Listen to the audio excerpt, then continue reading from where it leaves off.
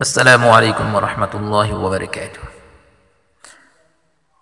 نفرت، عصبیت اور فرقہ واریت کے خاتمے کی مسنون دعا۔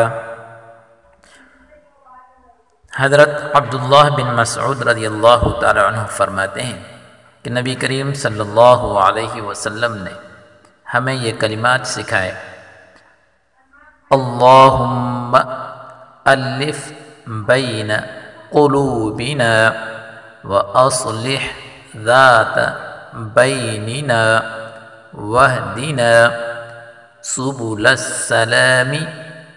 ایک دفعہ پھر دعا سن لیں: اللہم الف بین قلوبنا واصلح ذات بیننا واہدنا سبل السلام۔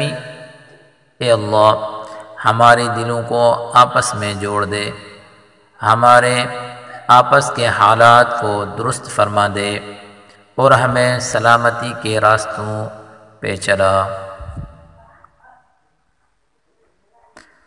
دوستو، اگر یہ ویڈیو آپ کو اچھی لگی ہے تو اس کو لائک کریں، اپنے دوستوں کے ساتھ شیئر کریں، اور آپ نے ابھی تک ہمارے چینل کو سبسکرائب نہیں کیا تو جلدی سے سبسکرائب کر لیں۔ والسلام علیکم ورحمۃ اللہ وبرکاتہ۔